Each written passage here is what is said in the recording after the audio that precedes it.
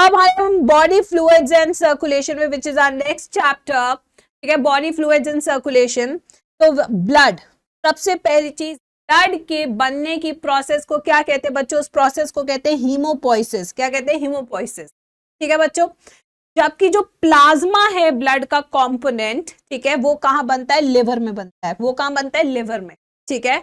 अगर हम सीरम की बात करें, जो कि डायरेक्ट क्वेश्चन नीट एग्जाम में आता है, सीरम होता है प्लाज्मा माइनस क्लॉटिंग फैक्टर्स। क्या होता है serum? Plasma minus clotting factors. तो यार थोड़ा सा लिपस्टिक लगा के आ रहे हैं, ड्राई ड्राई अच्छा नहीं लग रहा।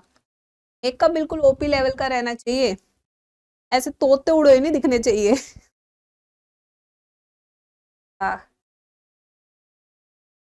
बिल्कुल पसंद नहीं है मुझे यूट्यूब पे ऐसा लगे कि बिल्कुल यस तोते उड़े हुए दिखने हैं। नहीं नहीं नहीं भाई बहुत इम्पोर्टेंट है, यू नो।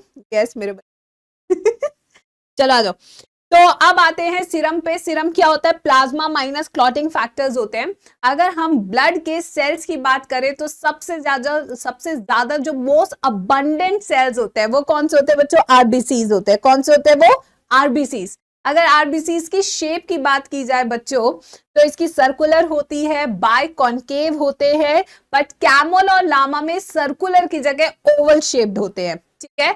अगर इनकी जिंदगी की बात की जाए तो बेचारे 100 से 120 दिन जीते हैं, उसके बाद ये जाके मर जाते हैं स्प्लीन, जो कि ग्रेवयार्ड ऑफ आरबीसी होता है, ठीक है। फिर आते हैं हीमोग्लोबिन। पूरा का पूरा सेल अंदर से खोखला होता है मेरे बच्चों, क्योंकि इसमें ना ही ईआर होता है, ना ही गोल्जी होता है, ना ही माइटोकॉन्ड्रिया होता है। इसके पास माइटोकॉन्ड्रिया भी नहीं है, नो माइटोकॉन्ड्रिया। माइटोकॉन्ड्रिया भी नहीं होता, क्योंकि सारा स्पेस जो है वो किसके लिए होता है बच्चों? हीमोग्लोबिन के लिए होता है, ठीक है। अगर ये जो आरबीसी हैं वो कम बनते हैं तो उसको कहते हैं एरिथ्रोसाइटोपेनिया। अगर आरबीसी ज्यादा अमाउंट में बनता है, बहुत लाल गाढ़ा आपका हो जाता है ब्लड, तो उसको कहते हैं पॉलीसाइथीमिया, ठीक है। फिर आते हैं नेक्स्ट पेज के नंबर पे। इसका नंबर कितना होता है बच्चों? 5 से 5.5 मिलियन आरबीसी पर एमएम क्यूब ऑफ ब्लड होता है, ठीक है। फिर आते हैं ल्यूकोसाइट्स पे, यानी कि डब्ल्यूबीसीज पे आ रहे हैं। एमीबॉइड शेप्ड सेल्स होते हैं, 6 से 8,000 इनके सेल्स का नंबर होता है। ये सेल्स न्यूक्लिएटेड होते हैं। ये व्हाइट कलर के इसलिए होते हैं मेरे बच्चों क्योंकि इनके पास हीमोग्लोबिन नहीं होता है, ठीक है। यस। फिर आते हैं ग्रैनुलोसाइट्स। अब जो अगर हम WBCs की बात करें तो दो तरह के WBCs होते हैं। ग्रैनुलोसाइट्स होते हैं जिनके पास लार्ज साइज ग्रैन्यूल्स होते हैं, दूसरे ए ग्रैनुलोसाइट्स होते हैं जिनके पास ग्रैन्यूल्स नहीं होते हैं। ग्रैनुलोसाइट में इसकी ट्रिक टू रिमेंबर है बेन 10। बेन का मतलब क्या है बच्चों? न्यूट्रोफिल, फिर है इओसिनोफिल, फिर है बेजोफिल। न्यूट्रोफिल की बात करें तो ये न्यूट्रल है क्योंकि ये दोनों डाई से स्टेन हो जाते हैं, एसिडिक डाई से भी, बेसिक डाई से भी। इनका जो न्यूक्लियस है वो मल्टी लोब्ड होता है, इसलिए इनका दूसरा नाम होता है पीएमएनएल्स। क्या नाम होता है इसका दूसरा? पीएमएनएल। इनकी जो लाइफ है वो अप टू 6 मंथ्स तक होती है। सबसे अबंडेंट कोई है WBCs तो वो यही होते हैं 65%, ठीक है। Yes. Second line of defence है फैगोसाइटोसिस, यानी कि निगल के मारते अपने दुश्मन, ठीक है। यस। अब आती है इओसिनोफिल, ठीक है। इओसिनोफिल क्या है? एसिड लवर्स होते हैं क्योंकि ये एसिडिक डाई से स्टेन होते हैं, ठीक है। Eosinophil allergy, allergic reaction, parasitic infection में ये बहुत ज्यादा नंबर में प्रोड्यूस होते हैं। 2 से 3% ऑफ टोटल WBC होते हैं और इनका बाइलोब्ड होता है। जबकि बेजोफिल जो कि बेसिक लवर है, बेसिक डाई से स्टेन होते हैं, 3 चीजें सिक्रीट करता है। हिस्टामिन जो वेसोडाइलेटर होता है, सेरोटोनिन जो वेसो कॉन्स्ट्रिक्टर होता है जो आपके ब्लड प्रेशर को बढ़ाता है, हेपारिन जो कि एंटीकोएगुलेंट होता है। सबसे कम मात्रा में सेल्स होते हैं, ओनली 1%। का जो न्यूक्लियस होता है वो ट्राइलोब्ड न्यूक्लियस होता है, ठीक है। फिर आते हैं ए ग्रैनुलोसाइट, यानी कि वो सेल्स है बच्चों जिनमें ग्रैन्यूल्स का साइज इतना छोटा होता है कि ये स्टेन नहीं पकड़ पाते। जिसमें पहला हमारा मोनोसाइट। मोनोसाइट हमारा बीन या किडनी शेप्ड होता है। फैगोसिटिक सेल ये होते हैं, 6 to 8% होते हैं। जबकि लिम्फोसाइट्स की अगर बात करें तो इसमें बी सेल और टी सेल्स होते हैं। बी सेल और T cells, B cell plasma cells होते हैं जो एंटीबॉडीज प्रोड्यूस करते हैं। टी सेल्स जो होते हैं जो टी हेल्पर और टी किलर सेल्स होते हैं।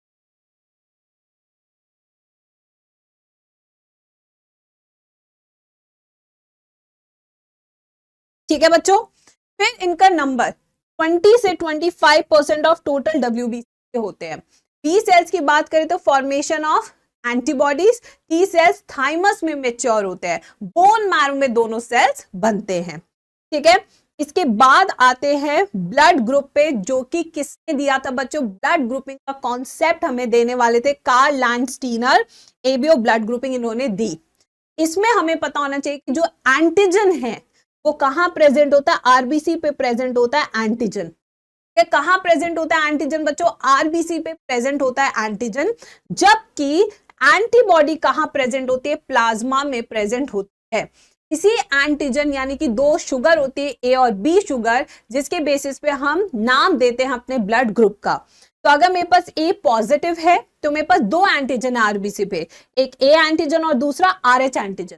ठीक है, ए नेगेटिव, यहां A antigen present, B positive, B और आरएच एंटीजन प्रेजेंट है, बी नेगेटिव से बी एंटीजन है। ठीक है, तो यहां पे कॉन्सेप्ट आता है यूनिवर्सल रेसिपिएंट, यूनिवर्सल डोनर। जो ब्लड ग्रुप्स किसी को भी ब्लड दे सकता है वो है ओ नेगेटिव। ठीक है, जो किसी से भी ब्लड ले सकता है वो है ए बी पॉजिटिव। ठीक है बच्चों, फिर आते हैं नेक्स्ट पे एरिथ्रोब्लास्टोसिस फिटालिस। आखिर ये क्या होता है? इसे हम HDN भी कहते हैं, हीमोलिटिक डिसऑर्डर ऑफ न्यूबॉर्न। इसमें क्या है, मदर जो है RH नेगेटिव है, फादर हमारे RH पॉजिटिव है। जो बच्चा है हमारा वो मान लो कि RH पॉजिटिव हो गया, फीटस या RH पॉजिटिव फर्स्ट प्रेगनेंसी, तो माँ और बच्चे के बीच में एक बैरियर बनता है जिसका नाम होता है प्लेसेंटा, जिसके कारण दोनों का ब्लड मिक्स नहीं हो पाता। ठीक है बच्चों, तो फर्स्ट प्रेगनेंसी में कोई दिक्कत नहीं आएगी, पर जब बच्चे की डिलीवरी होगी तब मिक्सिंग ऑफ ब्लड होगा, तब माँ का ब्लड बनाएगा एंटीबॉडीज। क्या बनाएगा? Antibodies against RH। ठीक है बच्चों, अब सेकेंड प्रेगनेंसी में भी अगर बच्चा RH पॉजिटिव है तो ये एंटीबॉडीज प्लेसेंटा को क्रॉस करके बच्चे के ब्लड के सेल्स को मारना शुरू कर देगी, जिसे हीमोलिसिस कहते हैं, जिसके कारण बच्चा जो है कमजोर हो सकता है, मर भी सकता है। तो इसलिए जो डॉक्टर्स है वो फर्स्ट प्रेगनेंसी के बाद देते हैं रोगम का इंजेक्शन, जिससे कि बच्चे सेकंड बच्चे को कोई नुकसान ना हो। ठीक है, अब आते हैं ब्लड कोएगुलेशन पे।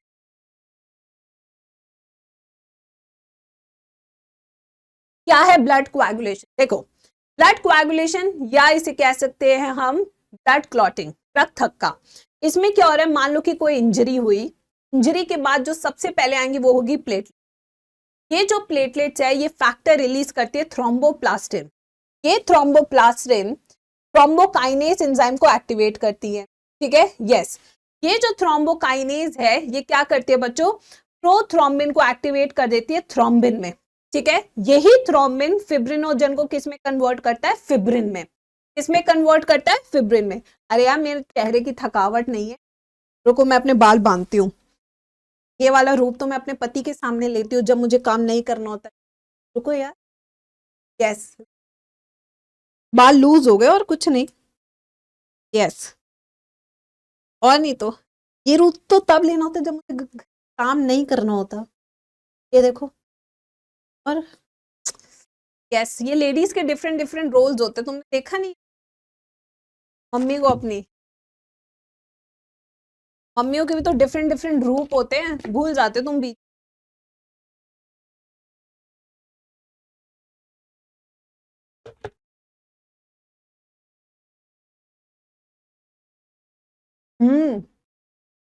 देखो, रमन सर की बीवी। तुम्हें मेरे जीवन की सच्चाई पता लगती जा रही है बच्चों। देखो, जब पापा को बताना होता है कि मैं बहुत काम कर रही हूँ तो तुम देखते नहीं उनके बाल ऐसे ही होते हैं। ये तो हमने बचपन से देखा है। क्या बच्चों?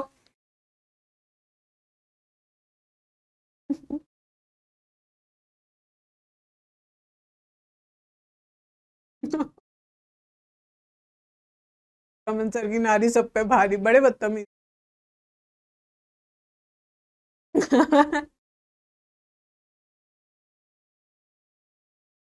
हम्म आ दे दूँ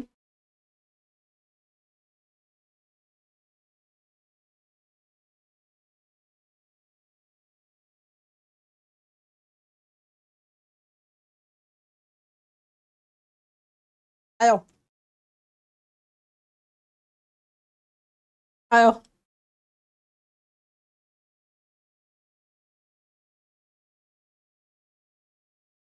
चलो आयो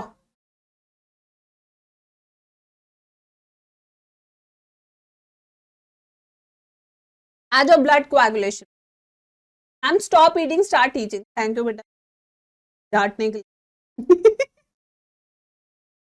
चल आ जाओ भाई देखो भाई क्या हो रहा है सिस्टम क्या है ध्यान से देखो अब क्या व्हाट आर यू ईटिंग माँ क्या हाथ के लड्डू अब देखो इधर फिब्रिन बन गया fibrin will form the clot ठीक है अब यहाँ पे एक और टाइप ऑफ सेल्स है जो हमसे छूट गए बच्चों सर्कुलर थ्रोम्बोसाइट्स यानी कि platelet circular biconvex in shape होते हैं लाइफ स्पैन इनका 1 वीक होता है इसका नंबर कितना होता है 3.5 लाख पर mm³ ऑफ ब्लड ये हेल्प करते हैं किसमें ब्लड क्लॉटिंग में ठीक है अब आते हैं भाई स्ट्रक्चर ऑफ हार्ट पे चल आजा भाई ह्यूमन हार्ट के बारे में तेरे हार्ट के बारे में बताओ आजा नालायक आजा तेरे हार्ट के बारे में बताओ ठीक है अब तेरे हार्ट के बारे में मैं ये बताने वाली हूँ कि ये तेरा हार्ट है दिल का ठीक है इसमें क्या है देखो 4 चेम्बर्स है left atria left ventricle right atria right ventricle ठीक है जहां से ऑक्सीजनेटेड ब्लड आता है वो कहाँ है लंग्स लंग्स से ऑक्सीजनेटेड ब्लड आता है राइट मेरे बच्चों ये लंग्स से ऑक्सीजनेटेड ब्लड कहाँ जाएगा लेफ्ट पल्मोनरी वेन में लेफ्ट पल्मोनरी वेन और राइट पल्मोनरी वेन से जो ऑक्सीजनेटेड ब्लड है वो कहाँ जाएगा लेफ्ट एट्रिया में लेफ्ट एट्रिया से ये ऑक्सीजनेटेड ब्लड कहाँ जाएगा हमारे लेफ्ट वेंट्रिकल में पर इन दोनों के बीच में प्रेजेंट होते हैं वाल्व्स ये जो वाल्व्स यहाँ पे प्रेजेंट होते हैं उन वाल्व्स का नाम क्या जल्दी बता दो चैट बॉक्स में उसका नाम है बाइकस्पिड क्या नाम है उसका बाइकस्पिड वाल्व जिसका दूसरा नाम है मिट्रल वाल्व ठीक है यहां से जो ऑक्सीजनेटेड ब्लड है वो एओर्टा के माध्यम से पूरे शरीर में जाएगा तो एओर्टा के ओपनिंग पे भी एक वाल्व होता है जिसका नाम होता है सेमीलुनार वाल्व क्या नाम होता है सेमीलुनार ठीक है तो यहां से पूरी बॉडी में जाएगा ऑक्सीजनेटेड ब्लड एओर्टा के माध्यम से अब पूरी बॉडी को ऑक्सीजन देगा और रिटर्न गिफ्ट लेगा कार्बन डाइऑक्साइड ये कार्बन डाइऑक्साइड यानी डीऑक्सीजनेटेड ब्लड जो है आपका सुपीरियर वेना कैवा से और इंफीरियर वेना कैवा से और कोरोनरी साइनस की मदद से राइट एट्रिया में आएगा राइट एट्रिया से जाएगा राइट वेंट्रिकल बट यहां दोनों के बीच में वाल्व प्रेजेंट है और वो वाल्व का नाम क्या है यस ट्राइकस्पिड वाल्व क्या नाम है ट्राइकस्पिड वाल्व अब ये ट्राइकस्पिड वाल्व से राइट वेंट्रिकल में जाएगा डीऑक्सीजनेटेड ब्लड और यहां से ये जाएगा कहां पे पल्मोनरी आर्टरी में ठीक है पल्मोनरी आर्टरी से डीऑक्सीजनेटेड ब्लड कहां जाएगा लंग्स के पास जाएगा तो ये आपका स्ट्रक्चर अब इस स्ट्रक्चर में हम देखेंगे कि जो हार्ट है उसकी 3 मेम्ब्रेन्स होती है कितनी मेम्ब्रेन्स होती है 3 मेम्ब्रेन पहली जो मेम्ब्रेन है वो आउटर वाली पेरिकार्डियम है जो डबल मेम्ब्रेन होती है उसके अंदर फ्लूइड भी हो रखता है जिसका नाम है पेरिकार्डियल फ्लूइड जो फ्रिक्शन को कम करता है जब दिल धाकू धाकू करने लगा करता है ठीक है फिर आता है हमारा बीच वाला मायोकार्डियम मायोकार्डियम के पास कार्डियक मसल्स होती है मेरे बच्चों ये जो कार्डियक मसल्स होती है left ventricle right ventricle atria सबसे थिक मायोकार्डियम लेफ्ट वेंट्रिकल की होती है फिर राइट वेंट्रिकल की फिर एट्रिया क्यों सबसे थिक होती है क्योंकि दूर तक ब्लड भेजना है पूरी बॉडी में इसीलिए फिर आती है एंडोकार्डियम तो इनर मोस्ट लेयर होती है कौन सी लेयर होती है बच्चों ये इनर मोस्ट लेयर ठीक है एंडोकार्डियम जो कि ब्लड के डायरेक्ट कांटेक्ट में होती है उसके बाद आते हैं वाल्व्स ऑफ हार्ट वाल्व्स का काम क्या है to prevent the back flow of blood ठीक है कि जो खून आगे जाना चाहिए वो पीछे जाना चाहिए इसलिए ठीक है बच्चों वाल्व्स कौन कौन से एवी वाल्व्स 2 तरह के हैं टैब और रैट बाइकस्पिड एंड ट्राइकस्पिड कुत्ता पागल हो गया है क्या तब तो भौंक ही जा रहा है नालायक फिर आते हैं सेमीलुनार वाल्व ये एओर्टा की ओपनिंग पे होते हैं और पल्मोनरी आर्टरी की ओपनिंग पे होते हैं ठीक है बच्चों अदर वाल्व्स कोरोनरी साइनस के पास होते हैं थिबेशियस वाल्व इंफीरियर वेना केवा के पास होता है यूस्टेशियन वाल्व ये भी पीवाईक्यूज में क्वेश्चन आता है ठीक है बच्चों फिर आते हैं डबल सर्कुलेशन पे अगर डबल सर्कुलेशन की बात करें तो डबल सर्कुलेशन केवल और केवल बर्ड्स और मैमल्स में देखने को complete double circulation incomplete double circulation देखने को मिलेगा फ्रॉग यानी एम्फीबियन और रेप्टाइल्स में, और सिंगल सर्कुलेशन आपको देखने को मिलेगा फिशेस में। ठीक है बच्चों, अब आते हैं कंडक्टिंग सिस्टम ऑफ हार्ट। जो अपन का दिल है वो खुद से धाकू धाकू करता है। जब दिल खुद से धाकू धाकू करता है तो ऐसे हार्ट को हम क्या कहते हैं? मायोजेनिक हार्ट कहते हैं। क्या कहते हैं ऐसे हार्ट को? ऐसे हार्ट को हम कहते हैं मायोजेनिक हार्ट। ठीक है, तो यहाँ पे अगर आप देखेंगे हार्ट में, तो यहाँ पे 4 चेंबर्स है। इन 4 चेंबर्स में एक है एसए नोड, एक है एवी नोड, एक है बंडल ऑफ हिस, एक है ये बंडल ब्रांच। ठीक है, कार्डियक साइकिल में अगर हम देखें तो कार्डियक साइकिल तो मैं ये बेस्ट बनवाती हूँ। ये देखो, ये देखो कार्डियक साइकिल, ये देखो कार्डियक साइकिल के 3 फेजेस होते हैं। फेजेस होते हैं सब बताएंगे मैम को। कार्डियक साइकिल के 3 फेजेस होते हैं। एक जो साइकिल होती है वो 0.8 सेकेंड की होती है, इसमें से 0.1 सेकेंड होता है एट्रियल सिस्टोल, 0.3 सेकेंड होता है वेंट्रिकल सिस्टोल, 0.4 सेकेंड होता है जॉइंट डायस्टोल। ठीक है बच्चों, ये हो गए। अब ध्यान से सुनना, इसी पूरी कार्डियक साइकिल में 2 दिल की आवाज आती है जो तुम हर वक्त सुनते रहते हो। क्या? एक होती है लब, क्या? एक होती है डब। 2 हार्ट साउंड्स है। क्या? जो हमारी लब है, लब लब लब लब लब हुआ, ये लाउडर होती है, ये लाउडर होती है। ठीक है, कि लॉन्ग ड्यूरेशन होती है, और ये क्या होता है? हाई पिच होता है, हाई पिच होता है। ठीक है, ये कब आता है लब? जब हमारे एवी वाल्व्स क्लोज होते हैं। कौन से वाल्व क्लोज हो रहे? एवी। फिर वहीं पे दूसरा साउंड आता है डब, जो कि डल होता है, शॉर्ट ड्यूरेशन का होता है, लो पिच्ड होता है, सॉरी लो पिच्ड एल है ना, ये वाला होगा हाई पिच, थोड़ा सा गलत। ये कब आती है? जब सेमी लूनार वाल्व क्लोज। ठीक है, ये है हमारी कार्डियक साइकिल। अब कब कब क्या क्या हो रहा है चलिए देखते हैं। ये देखो, ये है best way to study cardiac cycle. देखो बच्चों, मैम लॉन्ग नेल्स चल जाएंगे क्या नीट में? नेल कटर से उन काट देंगे, बहुत बड़ी। ये तो पढ़ने से भी बड़ी। यस यस चलो आ जाओ। अब देखो बच्चों, पहला क्या है? Atria, atrial systole. इस टाइम पे क्या हो रहा है? Atrial systole. ठीक है, एट्रियल सिस्टोल में एट्रिया का कॉन्ट्रैक्शन हो रहा है, वेंट्रिकल्स का रिलैक्सेशन, एवी वाल्व्स ओपन है, एसएल वाल्व्स क्लोज। तो बेसिकली ब्लड एट्रिया से वेंट्रिकल। ठीक है, 0.1 से 0.4 सेकेंड में वेंट्रिकुलर सिस्टोल होता है। ठीक है बच्चों, जिसमें एट्रिया रिलैक्स्ड है। ठीक है, मेरी खुद की है वो अपना वॉइस ब्रेक आज क्या तक नहीं हुआ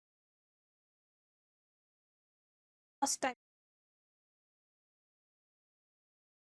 देखो हुआ क्या?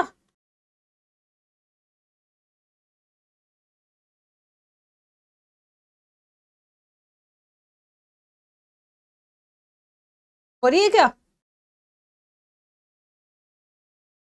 गई आवाज गई यार आज।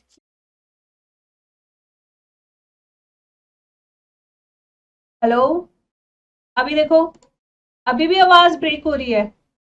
मैंने एक और नया लगाया है सिस्टम, देख लो भाई। होती है अब। ठीक है चलो, डन, फाइन, नाउ बेटर। अब ठीक है, चल आजा, आजा भाई। अब देखो बच्चों, 0.1 से 0.4 सेकेंड के एट्रिया क्या कर रहा है? रिलैक्स। वेंट्रिकल क्या कर रहा है? कॉन्ट्रैक्ट। एवी वाल्व क्या है? क्लोज्ड है। एसएल वाल्व क्या है? ओपन है। तो बेसिकली वेंट्रिकल से जा रहा है ब्लड इन द बॉडी, तो इसलिए सेमिलुनार वाल्व्स ओपन है। इसलिए सेमिलुनार वाल्व्स क्या है? ओपन है। याद रखना इस बात को। ठीक है, यस। अब आते हैं लास्ट, जॉइंट डायस्टोल में एवी वाल्व ओपन है, सेमिलुनार वाल्व क्लोज्ड है। कि इस टाइम पे 70% फिलिंग हो जाती है वेंट्रिकल्स की, 30% के लिए हमें एट्रियल सिस्टोल करना हो। ठीक है बच्चों, यस। अब देखो कार्डियक आउटपुट क्या होता है। कार्डियक आउटपुट, कार्डियक आउटपुट होता है heart rate into stroke volume. क्या होता है? Heart rate into stroke volume is cardiac output. अब कार्डियक आउटपुट कब इंक्रीज कर सकते? जब हार्ट रेट इंक्रीज होगा। हार्ट रेट कब इंक्रीज होगा? जब आपका सिंपैथेटिक सिस्टम एक्टिवेट। तो जब सिंपैथेटिक सिस्टम एक्टिवेट होता है, एपिनेफ्रिन आता है, तो आपका हार्ट रेट इंक्रीज हो जाता है। जबकि पैरासिम्पैथेटिक सिस्टम क्या है? रेस्ट एंड डाइजेस्ट सिस्टम है। इस टाइम पे कोई भी कुछ भी इंक्रीज नहीं होता है। ठीक है बच्चों, फिर आते हैं नेक्स्ट ईसीजी पे। ईसीजी की बात करें तो 4 waves basically P, QRS and T. P क्या है? एट्रियल सिस्टोल, यानी कि एट्रियल डीपोलराइजेशन। क्यूआरएस क्या है? Ventricular depolarisation. टी वेव क्या है? आपकी वेंट्रिकुलर रीपोलराइजेशन। ठीक है बच्चों, yes. That is are disorders. कौन कौन से डिसऑर्डर्स है हमारे? ठीक है, यस। देखो, पहला एंजिना पेक्टोरिस, जिसमें एक्यूट चेस्ट पेन होता है ड्यू टू हेवी एक्सरसाइज या ओवर ईटिंग के कारण। फिर आता है कोरोनरी आर्टरी डिजीजेस, जिसमें ब्लॉकेज होता है कोरोनरी आर्टरी का कैल्शियम के कारण, कोलेस्ट्रॉल, ब्लड क्लॉट के कारण। फिर आता है हार्ट फेलियर, ठीक है, जिसमें हार्ट जो है fails to pump the blood, ठीक है, to meet the body demands. फिर आते हैं मायोकार्डियल इन्फार्क्शन पे, जिसमें क्या हो रहा है? सडन डेथ हो जाती है मसल की, जिसे हम कहते हैं हार्ट अटैक हो जाना। फिर आते हैं कार्डियक अरेस्ट, जिसमें हार्ट जो है कंप्लीटली स्टॉप कर देता है काम करना बच्चों। फिर आता है हार्ट ब्लॉक, जिसमें एवी नोड या एसए नोड ब्लॉक कर जाता है। गुड मॉर्निंग बच्चों, good morning, good morning. Yes, ठीक है बच्चों, ये हो गया हमारा चैप्टर कंप्लीट।